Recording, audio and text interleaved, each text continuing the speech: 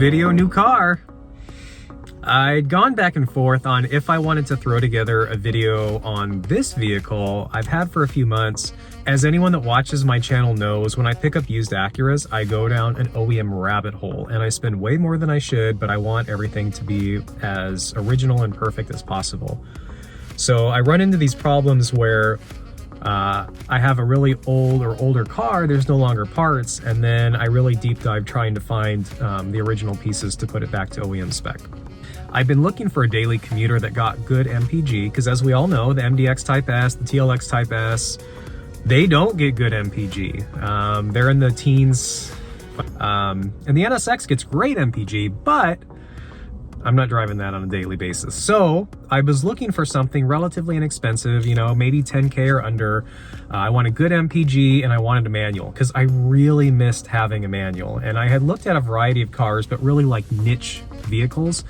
So I looked at a second gen Honda Fit, and I only wanted 2012 or 2013 Sport because I wanted things like the MMC updates, the little niceties like the volume controls on the steering wheel that weren't there prior to 2012, and I wanted the sport trim. I had looked at like a special edition Acura TSX, so the CU2 2012 through 2014, for a lot of reasons. And then I had looked at, like, I wanted to find an HRV manual. Finding an HRV manual is not very easy to do up in the Northwest because typically we want all-wheel drive for our SUVs, which makes sense. But the manual is two-wheel drive, but it's really fun. Obviously, the Honda Fit or the HRV would be great to get around town, to go on little road trips, and to take the dogs out. The TSX would be great on MPG, but not good for the dogs. On the flip side, it would be really fun and kind of harken back to something that I had that I bought new in 2013, actually, was a Bellanova White Pearl TSX Special Edition. So anyway, I wasn't really actively looking until something popped up, and it did. So let's take a little walk around outside and I'll show you what I picked up.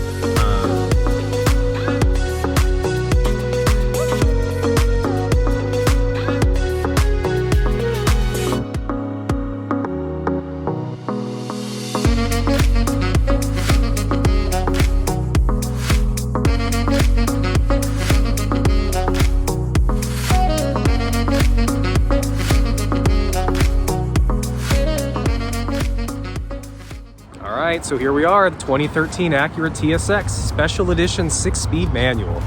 So I ended up picking this up from a local Honda dealer, and the condition wasn't terrible, but it wasn't great either. It had 130,000 miles on it. The outside and the inside were both really dirty, but not like damaged. The Honda dealer said that they were going to paint the front and rear bumpers, and I told them not to. They had some scratches on them. I could polish them out. So I was like, don't worry about it, save $1,000, you know, whatever. But they did it anyway, which kind of frustrated me. The front turned out decent, the back did not.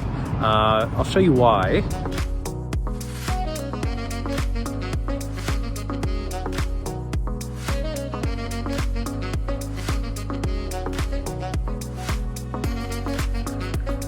So I've had the front bumper off a lot, and you can see the paint lines on here, just how bad of a job that was done all the way across the bumper. Not ideal, so that was kind of a bummer. I did polish everything out, and we'll take a look at the front here and kind of go through some of the things that I did.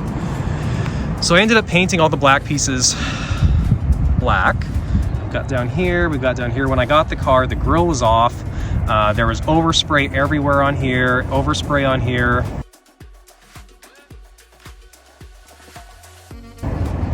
This front grille was like falling off inside the car, and the headlights were pretty bad, so I polished them out and they didn't look like that.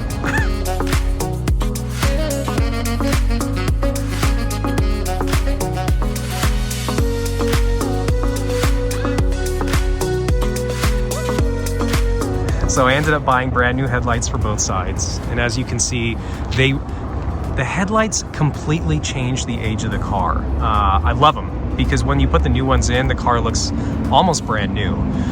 Bumpers come off a few times. Everything now is OEM to spec, and the front looks amazing.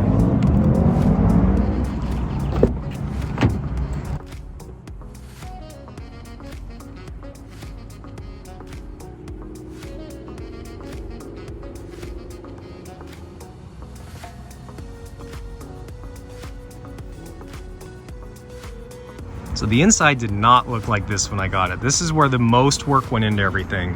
One of the things I love about the Special Edition TSX, you have the black headliner, you have the red gauges, you have the red footwell lighting, but you also have these suede inserts in the center of the seats.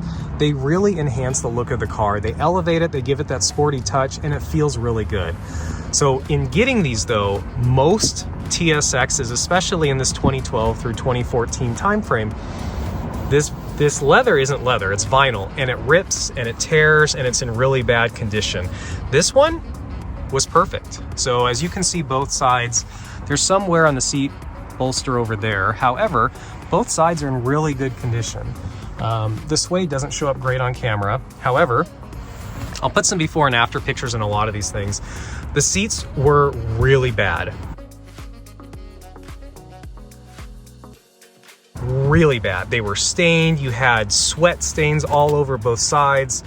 I shampooed and vacuumed forever to be able to get them back to this, and they are in, believe it or not, I may not show very well in the video, but they are in perfect condition right now, and I love them. They're so comfortable. This, when you would open it, would just jam up as fast as it could. So I had to fix that. This was another point of contention. You can see the before.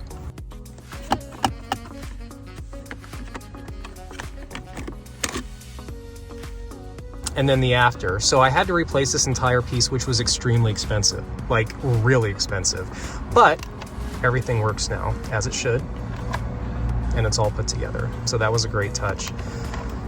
One of the bigger things I did was put in this Alpine CarPlay head unit. So this is a wireless CarPlay head unit.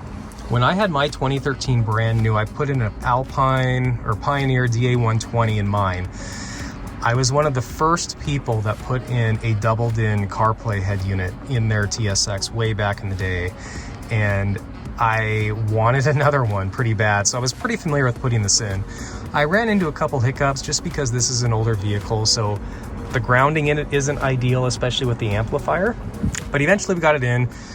No buzzing, everything's good to go here. Ended up getting a new shift knob. This is out of a 9th gen SI. Creates a little sporty look here. And then the other big wear item on these things are these door handles. So I'll put the before picture in now.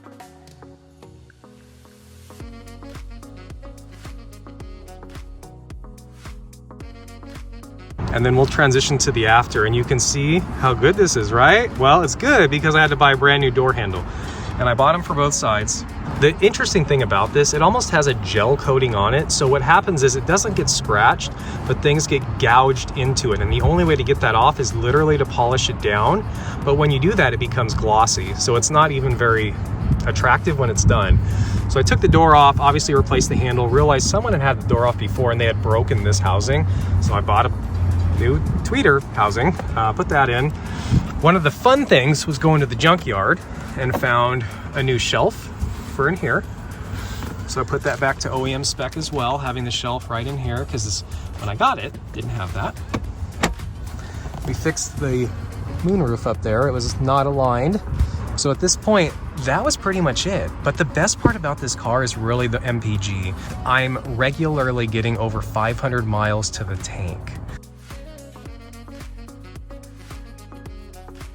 So that equates to about 33 or 35 miles per gallon. I don't remember the exact numbers, but it's such a good daily driver. It's so quiet, and this is a Japanese-made model.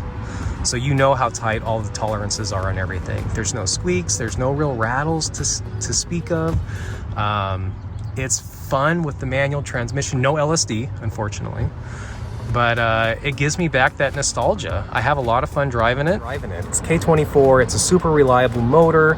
It's certainly a little underpowered for the weight of the car, but I love all the sound deadening, especially on road trips, because everything's quiet. You can relax, everything works. The hands-free link connected to the new Alpine head unit is flawless. The steering controls work with it. It's got decent storage space. It's a pretty big vehicle. There's little pockets everywhere to put stuff in. So all in all, it's a pretty awesome car for the price point. I went ahead and put some links below to the part numbers on all the things that I replaced in these to show you that you can do it yourself. Spruce these things up, because eventually they're going to not be around as much as they are right now. Enjoy them while you have them, and yeah, let me know if you guys have any questions, and go ahead and leave them in the comments down below.